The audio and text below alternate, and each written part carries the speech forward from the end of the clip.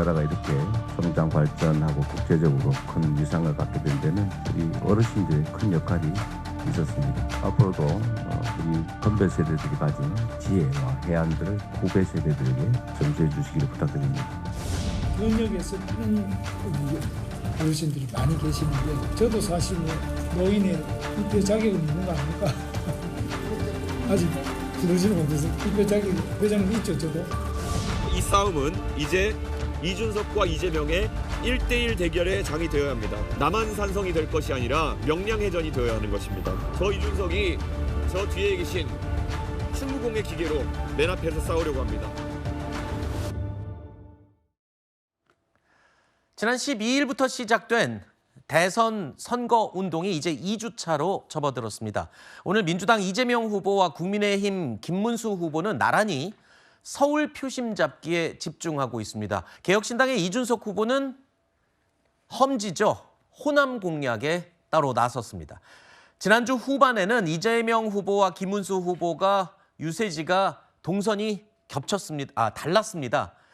오늘은 근데 겹치는데요. 둘 다 노년층과 청년층의 표심을 동시에 잡겠다. 이렇게 읽히고 있습니다. 이런 가운데 어제는요. 첫 번째 중앙선관위가 주관한 이 TV 토론회가 열렸죠. 세 차례 열리는 토론회에서 가장 먼저 다룬 건 경제 주제였습니다. 4명의 후보자 목소리 들어보시죠. 이런 불경기에는 정부가 조정 역할을 해줘야 되는 것입니다. 곧바로 가능한 범위 내에서 추경을 해서 서민 경제를, 내수 경제를 살리는 게 중요하겠습니다. 가장 경기에 민감한 자영업자 소상공인들의 일자리를 지키도록 하겠습니다. 우선 소비 진작을 위해서 확실하게 많은 지원을 하고 또 소상공인은 채무를 조정하겠습니다. 성장의 본질은 생산성의 향상입니다. 우리는 수출로 먹고 사는 나라입니다. 국제과학기술 패권 경쟁에서 살아남아야 경쟁력 있는 상품을 만들 수 있습니다. 돈은 위로 쌓였고 보통은 아래로 흐릅니다. 성장은 숫자였을 뿐 삶은 나아지지 않았습니다. 성장에 가려진 불평등을 직시해야 합니다. 자, 오랜만에 이 공식 토론회 많은 분들이 기대를 하고 봤을 텐데요. 후보들 입장에서는 정작 좀 아쉬움이 많았던 것 같습니다. 토론회가 끝난 다음에 아쉬움을 대부분 이야기했는데요.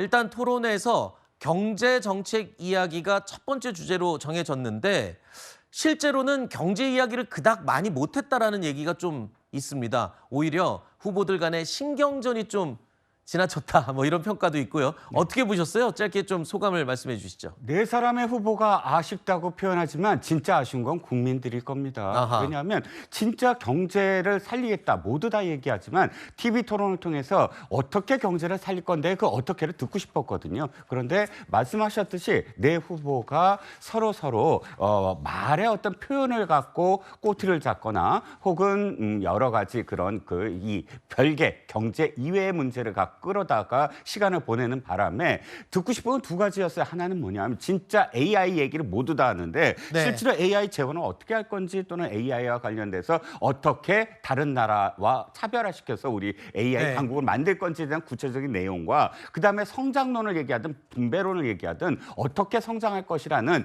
자신 나름대로의 어떤 비전을 보여줬어야 됐는데 그런 내용은 거의 들을 수가 없었다라는 겁니다. 네 후보 중에 개인적으로 볼 때 누가 제일 어제는 토론회에서 이 사람이 가장 유리한 승점을 좀 챙겨갔을 것 같다라고 보셨어요? 아웃복싱과 인파이터가 있었는데 아웃복싱에 이재명 후보는 승점이 있었어요. 왜냐하면 아웃복싱을 하니까 결정타를 맞지 않으려고 피해만 다녔거든요. 네. 그렇다면 그 전략은 성공을 했다라고 할 수가 있겠죠. 하지만 보는 사람들은 아니 도대체 이재명 후보가 2017년과 2022년에는 그래도 뭔가 자신의 어떤 그 정책적인 부분을 설명하려고 했는데 너무 지금은 안전하게 피하려고만 하는구나 이런 생각을 했는데 두 번째 이준석 후보가 좀 보였습니다. 인파이터에서는 네.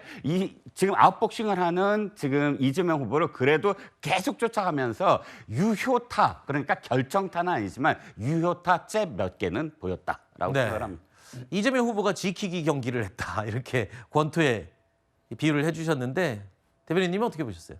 뭐 어제 그 TV 토론을 창과 방패로 저는 비유를 해보면 창 끝은 무뎠고 방패는 두터워졌다 이렇게 표현을 할 수 있을 것 같습니다. 이재명 후보가 방패로 비유를 하셨군요. 네, 여전히 뭐 이재명 후보가 지금 입장에서는 뭐 1강, 1중, 2약 뭐 이렇게 표현이 되는 중에 가장 그래도 지지가 높다라고 평가를 받고 있는 부분이니까요.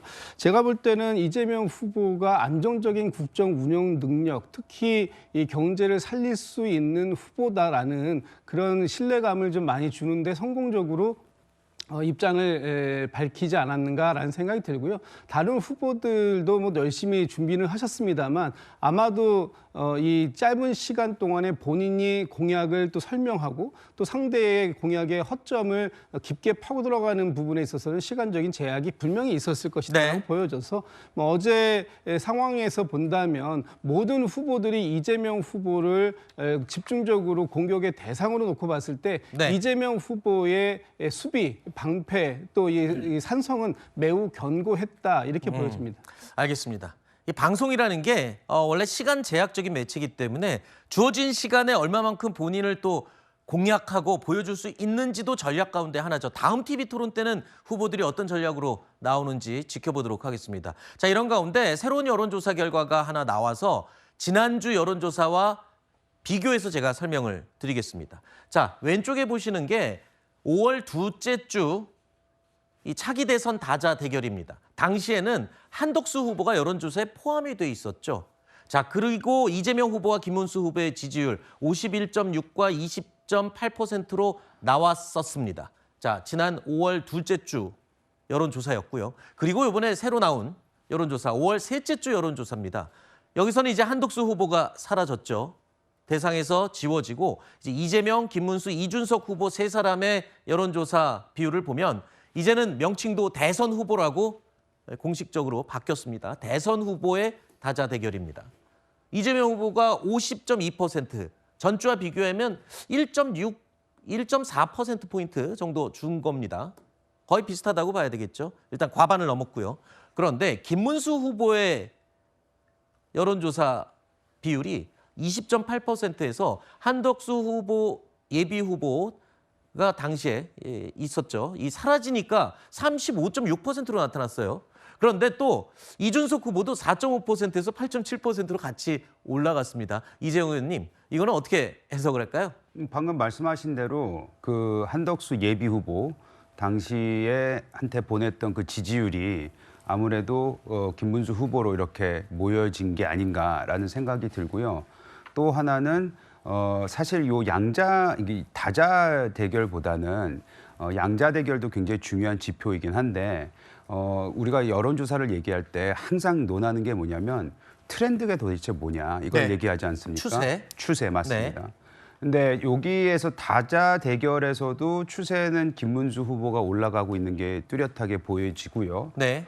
그리고 양자 대결에서도 지금 같은 여론조사에서는 제가 알기로는 김문수 후보가 처음으로 40%를 넘어갔습니다. 네. 아직 격차가 있긴 합니다. 이재명 후보와. 근데 아까 말씀드렸던 추세, 네. 추세 부분에서는 급격하게 오르고 지금 상승세에 있기 때문에 네. 뭐 어제 TV 토론에도 있었고 거기에서 앞서 이제 이재명 후보에 대해서 굉장히 좋게 평가를 해주셨는데 네. 저는 사실 이재명 후보 어제 모습을 보면서 본인이 너무나도 그 방어에만 집중을 하다 보니까 네. 실질적으로 어떻게 대통령으로서 국가를 이끌어 나갈 거냐에 대한 디테일이 다 빠졌어요. 네. 우리가 소위 디테일은 악마는 디테일에 숨어 있다는 얘기 많이 하지 않습니까? 네. 그렇기 때문에 그런 부분에 있어서 과연 말로만 하는 것이 아닌가, 그냥 이기기 위해서 이게 선언적으로만 하는 것이 아닌가라는 것이 이제 유권자들 마음에 들어가기 시작했다고 보거든요. 네. 앞으로 남은 후보 토론회 그리고 계속해서 지역을 돌고 있는데 이 과정 속에서 이 추세가 더 올라갈 수도 있다고 저는 생각하고 있습니다. 네.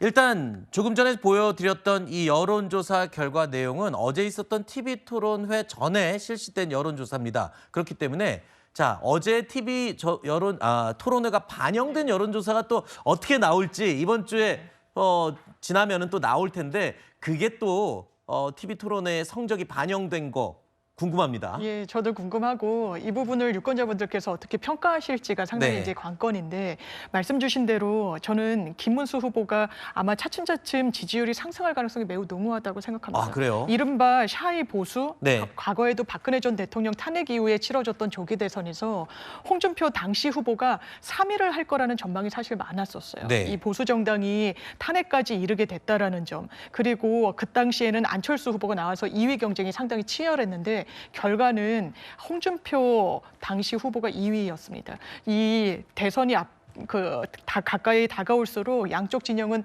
정말 초결집할 수밖에 없고 이번 대선이라고 하더라도 마찬가지 지표가 있을 수밖에 없기 때문에 정말 선거는 끝날 때까지 끝난 것이 아니다. 이런 좀 겸허한 자세로 지금 지지율 1위를 기록하더라도 이제 한번 추이를 지켜봐야 될 것 같습니다. 알겠습니다.